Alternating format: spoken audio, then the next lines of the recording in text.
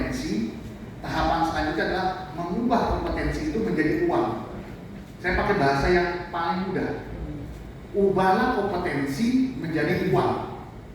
Jika kita punya kompetensi tidak bisa dijadikan uang, berarti buat apa kita punya keahlian? Ya nggak? Kita punya sertifikasi A, B, C, S1, S2, tapi nggak bisa kita konversi dalam bentuk uang, percuma juga.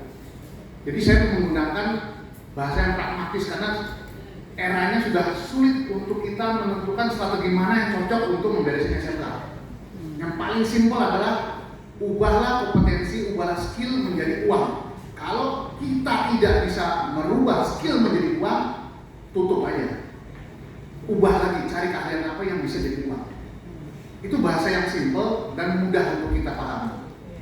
Karena tema-tema di luar negeri, ketika berbicara tentang vocational, berbicara tentang skill, itu selalu dihubungkan dengan skill for life, skill untuk bertahan hidup.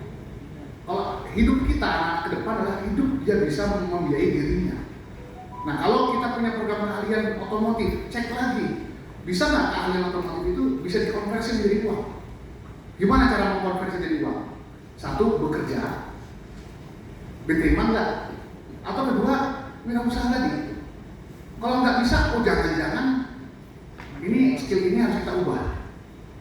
Nah itu jadi ke depan adalah yang paling mudah adalah skill menjadi uang.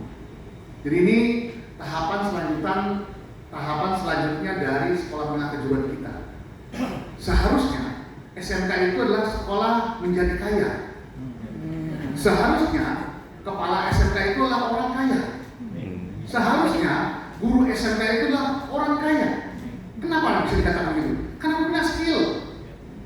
Guru-guru kita punya skill, kepala sekolah kita punya skill, tapi kenapa nggak kaya? Karena tidak bisa mengkonversi keahliannya menjadi uang. Maka ke depan bahasa simpelnya, ayo tantangan saya kepada Bapak Ibu sekalian, bisa nggak skill yang diajarkan kepada anak kita ubah menjadi uang? Uang untuk apa ya? Untuk tadi ini paling bahasa yang setelah tata krama, setelah akhlak, segala macam beres ya, beres kita ngomongin seperti itu. Karena ke depan tidak ada lagi cara yang bisa kita katakan. Dan saya punya harapan besar ketika kejuruan ini adalah pendidikan masa depan. Kejuruan adalah pendidikan masa depan yang belum bisa diubah oleh AI. Coba kalau kita belajar tentang SMA misalnya, semua bisa, hanya ChatGPT. Rumus apa jadi. Tapi kalau bisa nggak ChatGPT, tolong buatkan kue rasanya manis, atasnya coklat, toppingnya ada bunga-bunga, nggak bisa ya. Artinya apa? Vokasional SMK ada pendidikan masa depan untuk kita bertahan hidup. Jadi Bapak Ibu sudah benar SMK. Cuma bagaimana caranya mengkonversi tadi SMK menjadi uang.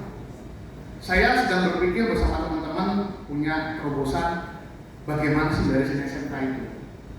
Gimana caranya anak-anak kita lulus tidak cuma satu disiplin, tidak monodisiplin, tetapi triple multiple disiplin. Gimana caranya? Kalau dulu zamannya Pak Wardiman mudah sekali ngomong link and match. Karena saya baca bukunya dan saya mengikuti sejarahnya. Mereka itu mengembangkan SMK itu satu rumpun. Ada SMIT, ada STM, ada SEMEA, ya. Ketika ada perubahan, dia tidak pusing tentang contoh perubahan dalam teknologi, dia tidak akan pusing tentang gurunya, tinggal switch sedikit dan itu mudah untuk saling resource sharing. Tapi ketika kita berubah menjadi SMK, luar biasa, banyak tidak efisien di situ, gurunya kurang guru ini, kurang guru itu. Kedepan saya minta teman-teman melakukan rekayasa kurikulum, gimana caranya lulus itu lebih dari satu kompetensi. Misalnya satu sekolah ada otomotif, ada akuntansi, ada TIK, ada tata boga, tata busana. Gimana kalau lulus bisa lebih dari satu? Anak itu punya kemampuan tata boga, kemampuan otomotif, ada IT. Sehingga ketika dia mentok di tata boga, dia bisa usaha di sini. Tapi tidak satu. Nah ini sedang saya pikirkan bersama teman-teman untuk menanam bisa seperti itu. Sehingga Kalau dia punya 10, lulus minimal 3. Sehingga Pak bisa bertahan hidup pada masa yang akan datang. Itu satu. Kedua, saya kementerian mendukung inisiatif terkait dengan program yang ada di Jawa Barat. Ini sudah benar. Ke depan memang SMK akan diarahkan untuk mengikuti di mana uang itu berada. Baik lagi, kok tadi mungkin Pak ya, karena saya dokternya bidang sekolah bisnis, tapi nggak punya bisnis. Tapi saya trading. Kemampuan saya adalah trading saham dan trading uang. Sekarang mau dulu tradingnya. Ya. Di mana SMK harus mengikuti di mana situ ada uang. Contoh, Indonesia pendapatannya itu paling banyak dari UMKM, yaitu 60%. Ya sudah, SMK kita harus di situ, uangnya ada di situ tuh, uangnya ada di situ. Atau misalnya sekarang, Danantara, uangnya triliunan, itu buka bisnis apa itu, Danantara? Ikuti. Jadi SMK follow money. Udah kita pragmatis saja saya, pragmatis, di mana ada uang siapkan. Kenapa? Toh ujung-ujungnya kita membekali anak itu dengan kompetensi nyari duit juga Pak. Ya, itu saja. Nah, kemudian yang kedua, kolaborasi antara dunia SMK dan industri, saya mengapresiasi ya kolaborasi Lazada, Dinas Pendidikan Jawa Barat, dan SMK.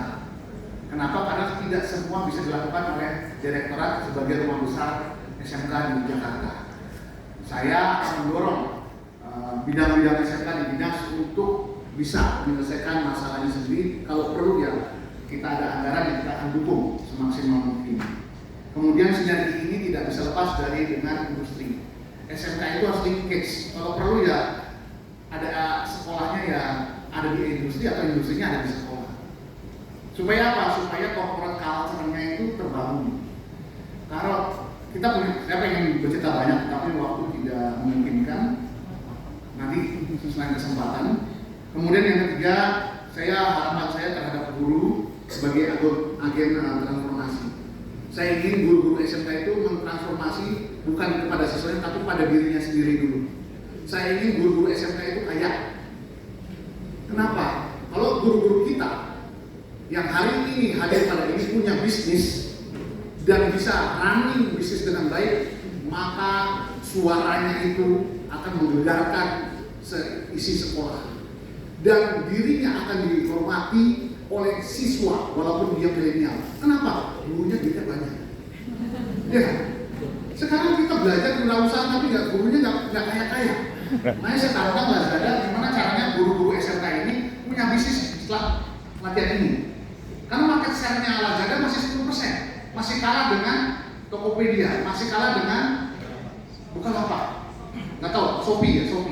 Nah kita bantu, saling bantu. Lazada butuh market share yang besar, kita butuh kaya. Ayo kerjasama, gitu ya.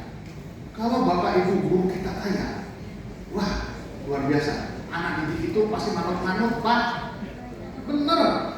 Makanya saya ingin ke depan guru SMK itu menjadi chef, guru SMK itu jadi pengusaha, guru SMK itu punya profesi gitu. Guru SMK kita arsitek dan seterusnya. Jadi marwahnya guru SMK itu benar-benar dihargai. Dan harusnya guru SMK itu tidak begini, tapi begini, bukan begini. Ya, itu jadi Bapak Ibu silakan guru SMK gabung ke profesional, jadi pengusaha yang terbaik dan seterusnya. Jadi ketika belajar kewirausahaan, maka gurunya harus punya omset dulu, jangan nanti indikatornya siswa terus. Kan selama ini programnya omsetnya siswa terus, tapi gurunya tidak pernah. Nah makanya mohon teman-teman di Lazada, caranya bikin program adalah gurunya dikasih ilmu, gurunya dikasih uang, gurunya dapat bisnis, baru gurunya wajib merekrut 40 anak untuk menjadi wirausahawan. Gurunya jadi wirausahaan, anaknya pasti akan mampu. Dan ini saya dapatkan ilmu ini Bapak Ibu bukan dari saya, tapi dari SMK yang ada di Jawa. Ya, ini kan Jawa Barat juga. Luar biasa. Dan dia ngajarin. Anaknya punya bisnis lagi, bangganya luar biasa. Mudah-mudahan ke depan, karena bagaimanapun juga pendidikan itu harus dimulai dari guru. Gurunya diberesin dulu. Saya pernah menjadi kepala balai besar. Sepanjang 5 tahun yang lalu, itu baru 20% dari guru Mispah itu yang dilatih, dan 80% tidak pernah dilatih sepanjang hidup dan sepanjang hayatnya. Bahkan sampai pensiun pun masih belum pernah dilatih oleh Mispah. Oleh karena itu kami mengundang, mengapresiasi Lazada melatih guru. Habis itu gurunya lah yang melatih anaknya. Jangan Lazada langsung ke anak. Kenapa? Karena ya, nanti tidak tahan lama. Kalau Bapak Ibu Lazada, teman-teman di Lazada ini domain siswa tidak akan tahan lama. Besok berganti. Tetapi Bapak Ibu berinvestasi kepada guru-guru kami, insya Allah 10 tahun, 15 tahun lagi akan langgeng programnya Lazada itu. Ya, karena satu orang guru itu bisa mempengaruhi 5.000 siswa sepanjang hidupnya selama mengajar. Jadi lifetime-nya lebih panjang. Jadi demikian Bapak Ibu. Kemudian setelah Bapak Ibu bertransformasi untuk dirinya, mari kita menjadi agen perubahan untuk anak-anak kita. Akhir kata, itu saja yang bisa saya sampaikan. Banyak yang ingin saya sampaikan pada kesempatan ini. Saya mohon maaf tidak bisa mendampingi Bapak Ibu sampai akhir karena di Jakarta sendiri kami sedang transformasi organisasi, harus pindah kantor. Jadi pindahnya dari gedung E ke gedung B dan belum selesai. Sedang berpikir bagaimana merubah 2 lantai menjadi 1 lantai. Nah, ini menjadi tantangan buat kami, dan mohon maaf belum bisa menghadiri semua undangan dan Bapak Ibu sekalian. Saya hadir ke sini karena saya dekat dengan Pak Edi, dan Jawa Barat adalah kota yang provinsi yang menjadi solusi di dalam Indonesia. Kalau Jawa Barat beres, insya Allah akan di Indonesia beres. Demikian Bapak Ibu, selamat menjalankan workshop. Semoga bermanfaat bagi dunia SMK di Indonesia. Nasrullah minallah wa fathun qarib wa basyaril mu'minin. Assalamualaikum warahmatullahi wabarakatuh.